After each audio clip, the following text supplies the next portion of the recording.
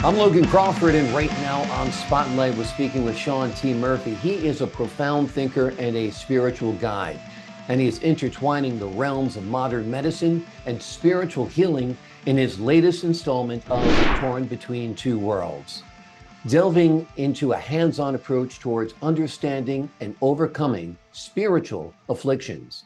The book's name, Torn Between Two Worlds, Modern Medicine and Spiritual Healing. We're delighted to have Shawn join us here today on Spotlight. We thank the team at Prime 7 Media for helping us put him in the spotlight today. And we ask viewers like you to support writers like him by subscribing to our channel. Shawn, thanks so much for being our guest today on Spotlight. Thank you very much, Logan. I'm very excited to discuss my work with you today. Well, it's important work. You know, you hear a lot about the mind-body connection, but you don't hear that much between or about the spirit-body connection. And some people, many of us, all of us at one point in our lives, suffer from spiritual illnesses, don't you think? Well, that's true. And it's really a sad situation because the doctors who have spent their careers pursuing these fields, they've been ostracized by the medical community. And it's really a sad situation that the medical community does not recognize that we have a spirit. And that spirit carries injuries, it carries trauma from previous lives. And there's nothing more clear than when a person dies, you can see the spirit leave their body. I mean, it's just amazing. The difference between being alive one moment and being not alive the next moment is profound. And for doctors who deal with this phenomenon all the time, you would think they'd realize that that's more than just a heartbeat, because the machines can do that. It's more than just brainwaves. It is the spirit. How would you define spiritual illnesses?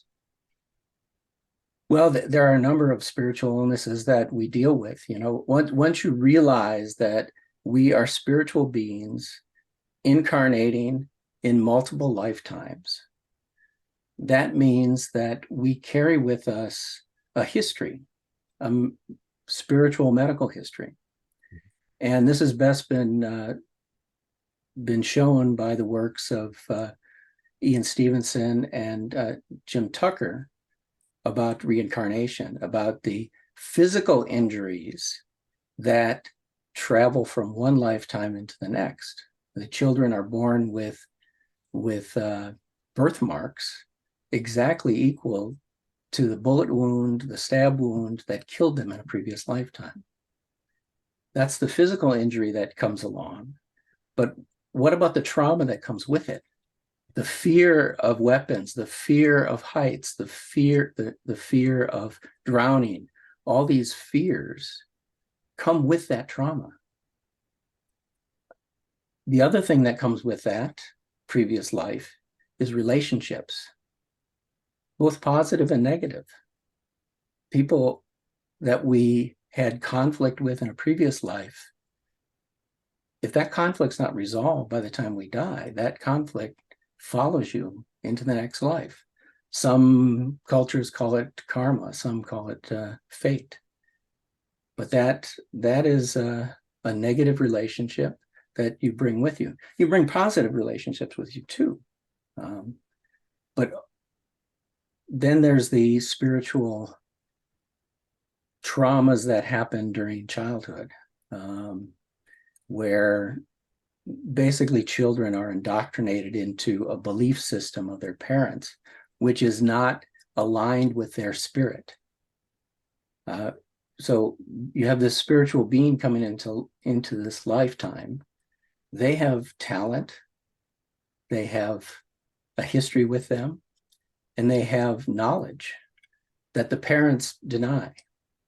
You know, I've met clairvoyants who fought their whole life to try and tell people that they see these beings around them. And they were told that they were witches. They were told that, you know, they're imaginary. They told they were crazy. But it's reality to them because they see the spiritual beings around them. And that trauma lasts a lifetime. Being told what your reality is not real. And those are the type of people that I've been working with. I met this woman who I dedicated my book to at the age of 42, and she said to me, "You were the first person in my lifetime who's recognized me for who I am." And can you imagine that? Being 42 years old and never being recognized? Do you think a lot of people like her are misdiagnosed as perhaps psychotic or schizophrenic, something like that? Well, there are different issues. Schizophrenia is a different issue itself. It has to Sure. do with those relationships I told you about.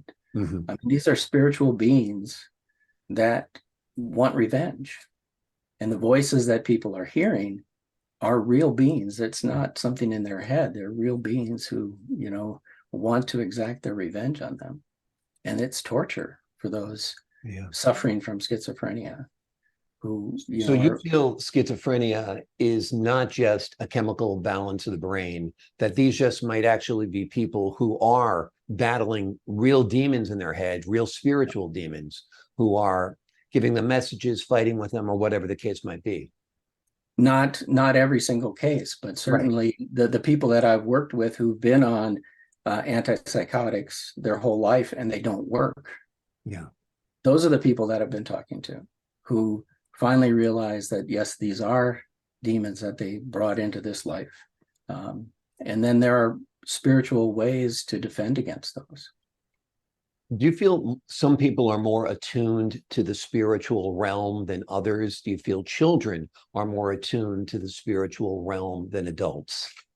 Well, certainly, a child comes into this world from the spiritual world, and they haven't built up the doctrines and dogmas that an adult has. And so, yes, many children see the spiritual beings around them, and their parents say that they're, imaginary friends or whatever, but they're real. And as they grow up, if their parents keep denying it, they won't want to mention it anymore. Um, they want to fit in Yeah. society, and if that's not acceptable in society, then they don't fit in. They don't want to push, and they push it out of their consciousness. Well, that's what school is all about. It's basically making everybody the same, taking the cookie cutter, do this, do that, do that, and you get your A's and you progress, say something different, see something different, and then you're a troublemaker or whatever. Tell me a little bit about your professional life beyond writing this book, the types of people you work with, how people could get in touch with you. Is it done in person? Is it done online? Tell me a little bit about your career. Well, I've been an entrepreneur my whole life. This is my sixth entrepreneurial job that I have right now. I I was a aerospace engineer. I was a mechanical engineer. I was an investment manager, and now I help companies and people to realize their visions, both in the material world and in the spiritual world. So in the spiritual world, I guide people to help to realize their spiritual goals in their lifetime and to overcome the negative aspects that they've been faced with. Mm. So I do my work mostly online. I do, work around here in Switzerland, but a lot of the people I speak to are, from the English speaking parts of the world. So that's mostly online. Gotcha. What are some of the things that you mention in your book that people can do to increase their spiritual strength? Well, there's a lot of things, and just starting with positivity. Um, there's a lot of negativity in the world, and we bring it home with us. We bring it home in the forms of, um,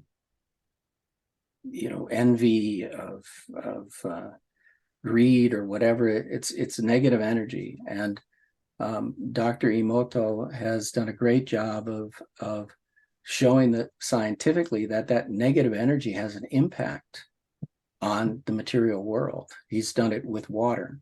if you know his work on the water crystals. And so getting rid of that negative energy in our house, in our life, is a very important first step. And you can do that through the use of what Emoto came out with, this Hadu water, which is taking water and adding positive energy to it, gratitude, love, and using that water in your cooking and drinking it, and so that you're bringing positive energy into your system.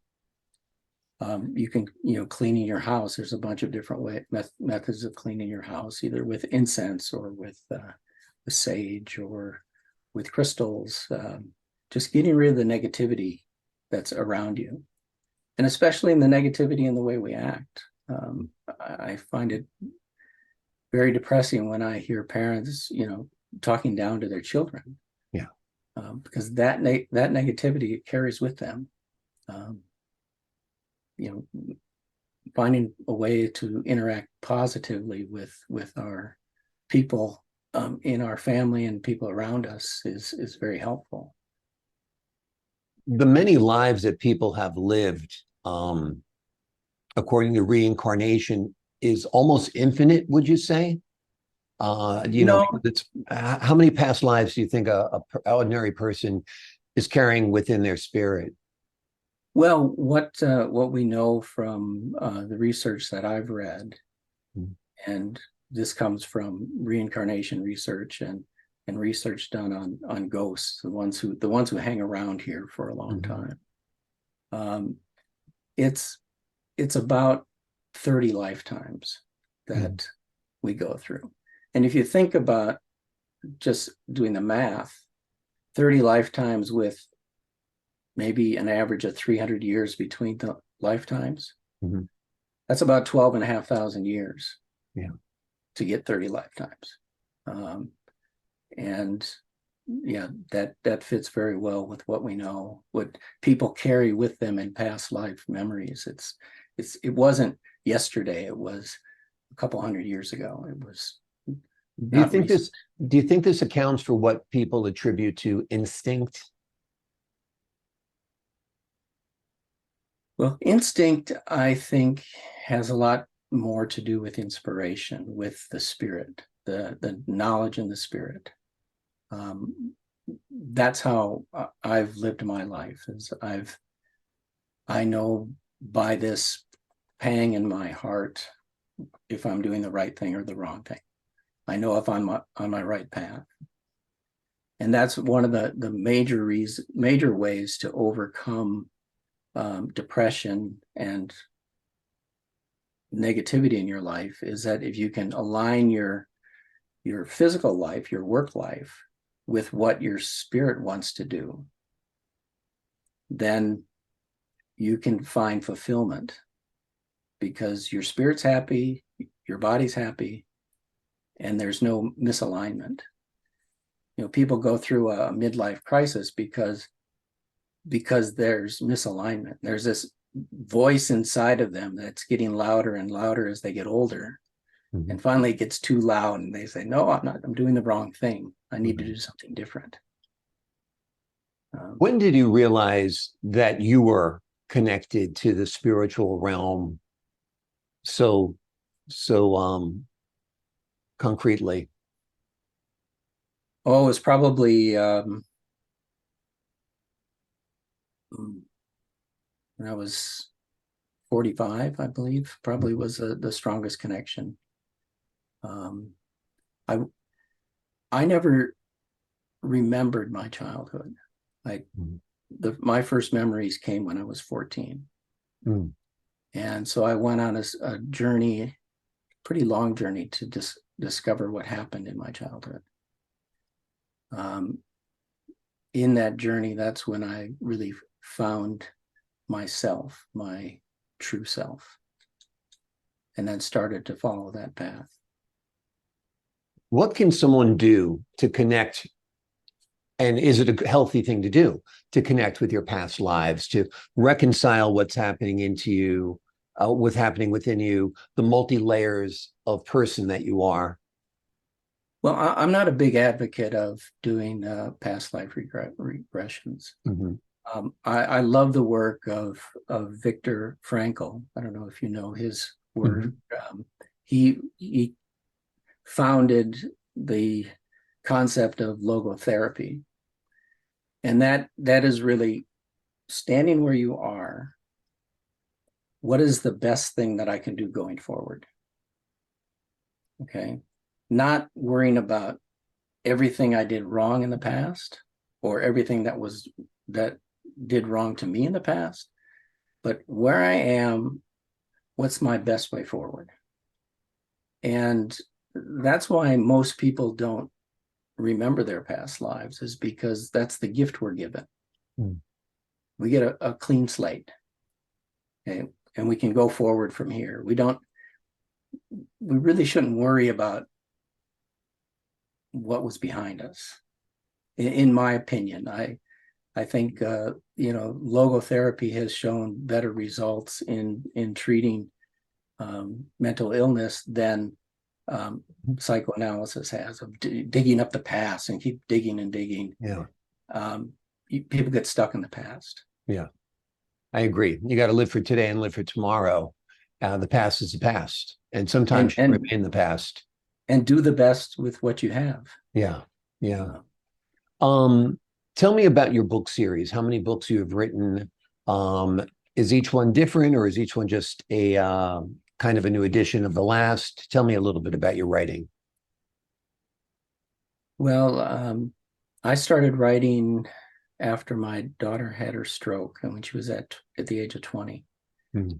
And the first 3 books basically summarized the studies of my lifetime. So the first book is the battle between science and religion.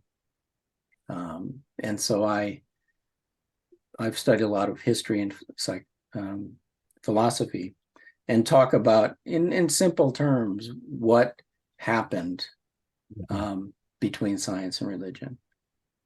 And in the founders of logic back in the times of Euclid, Pythagoras, Archimedes, Socrates, they had no separation between science and religion.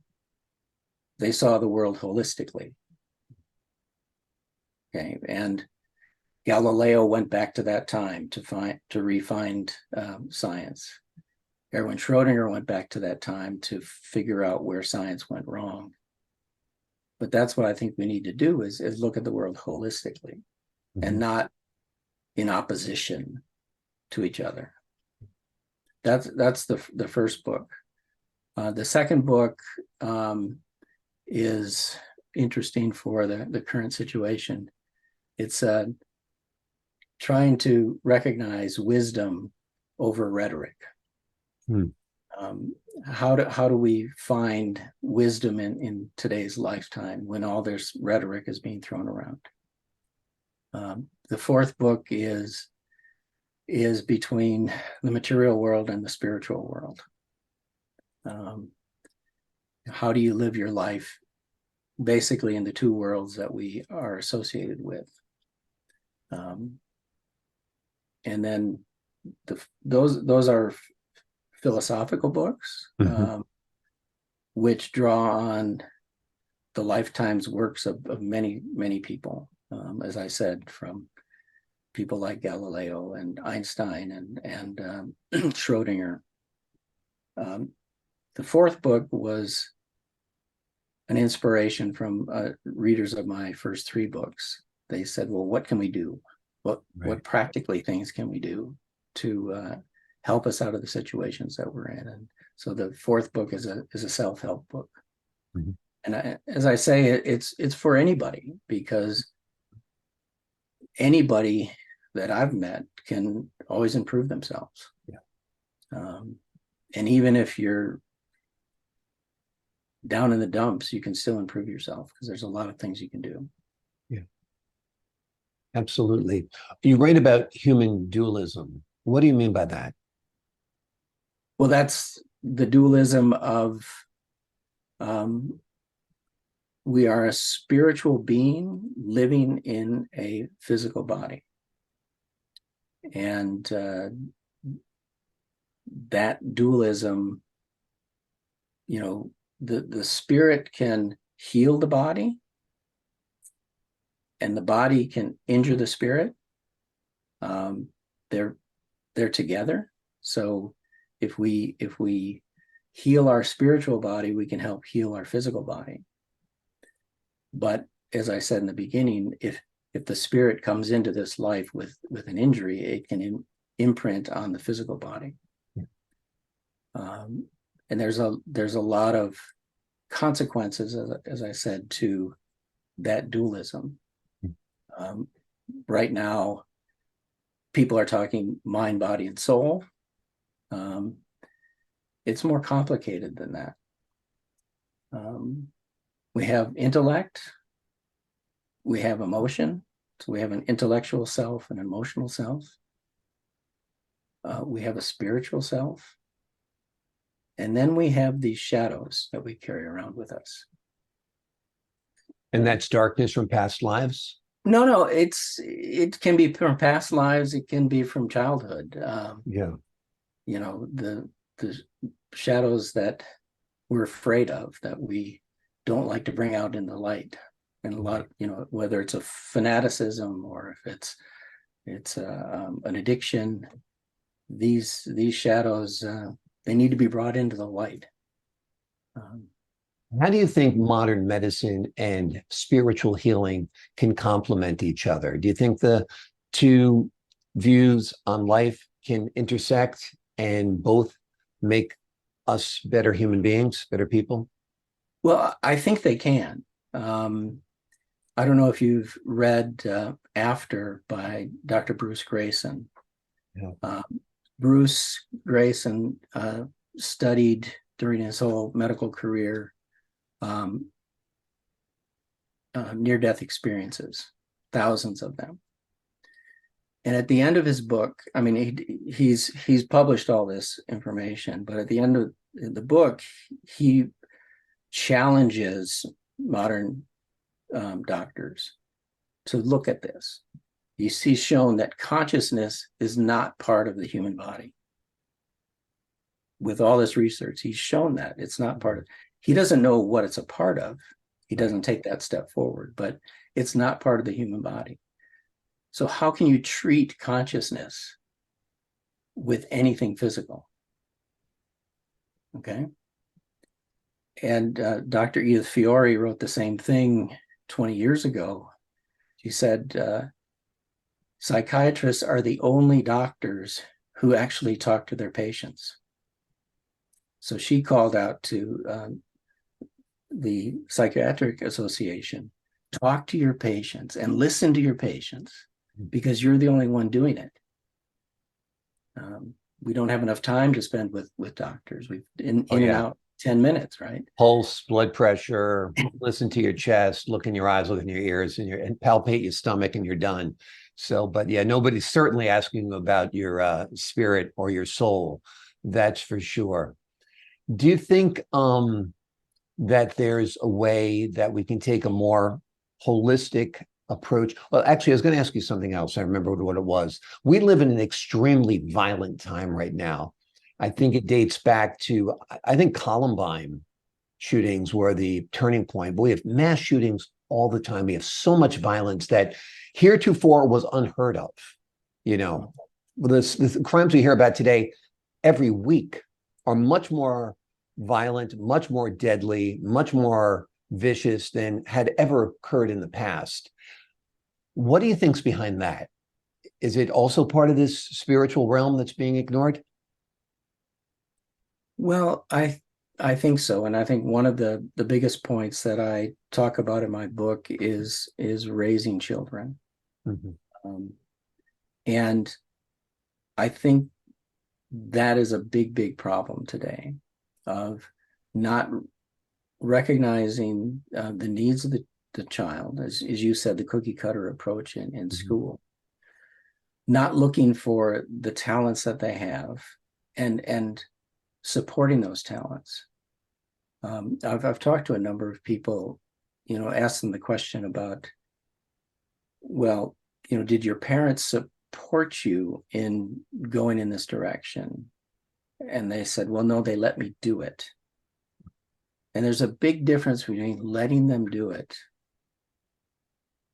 and really supporting them and not knowing what they're doing, but supporting them and being a cheerleader and say, go for it. I mean, I was given a daughter who I didn't understand. She's a singer, a dancer, musician. I'm an engineer, right? Yeah. I became her cheerleader because, I just found the best coaches for her.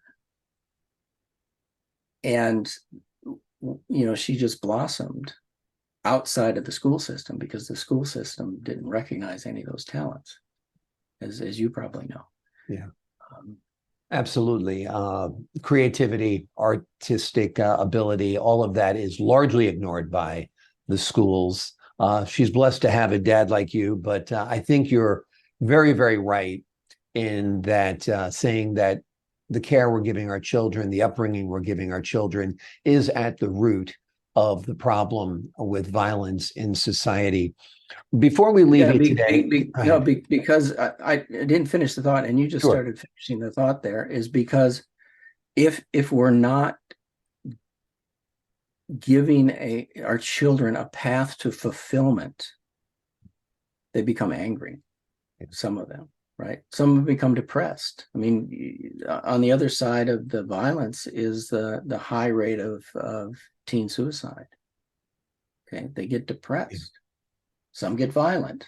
Right. And I think both of those are an outcome of them not seeing their future, them not seeing a path for them where they're accepted, where they're supported.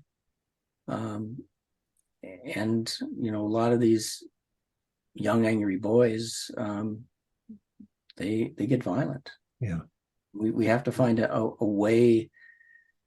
And Michael Goldman talks about that in emotional intelligence. We have to help them understand what their feelings are when they're young. Absolutely. And understand it's not always anger. Maybe it's fear. I mean, but everything leads to anger nowadays. Yeah. We have to help them become cognizant of what they're feeling. And also, if people do become more aware of the spiritual realm, I think there'll be greater empathy, because empathy certainly is what's lacking, is if you kill someone, is you don't realize the impact it's going to have on that person's life. And as you say, on future generations, because that life, that spirit goes on living and is now wounded, mortally wounded, right? Yes, that's true. Yeah. The one thing that we didn't talk about is that the big barrier is the pharmaceutical industry. Yeah. People looking for a quick fix for something and thinking of the pill will fix it. This antidepressant, this anti-anxiety medication or whatever will fix the problem. But, I go back to what Edith Fiore said. You need to spend time with people and understand what's bothering them. What's, they're being pushed in this direction and they want to go in this direction. It tears people apart. And by the medications, often they're just being numbed. They're not actually being treated for the problem. Yeah. I mean, I talk about my family experiences in that regard. I mean, they lead to addiction. Yeah. And dependence and a whole list or a whole host of other problems that didn't exist before you started taking those pharmaceuticals. Important points for sure. Absolutely. Well, it's an amazing book. There's a lot in there to unpack. There's a lot in there to think about. There's a lot in there that will help you as we go along on this journey we call life. It is called Torn Between Two Worlds, Modern Medicine and Spiritual Healing. It is written by Shawn T. Murphy. It is a very, very thoughtful book. This isn't some kind of flaky new age thing. This is a well thought out philosophical doctrine, and I think you'll find it fascinating. Shawn, thank you so much for joining us here today on Spotlight. Oh, thank you so much, Logan. My pleasure. And to the folks at home, I'm Logan Crawford, thanking you for your time this time. Until next time on Spotlight.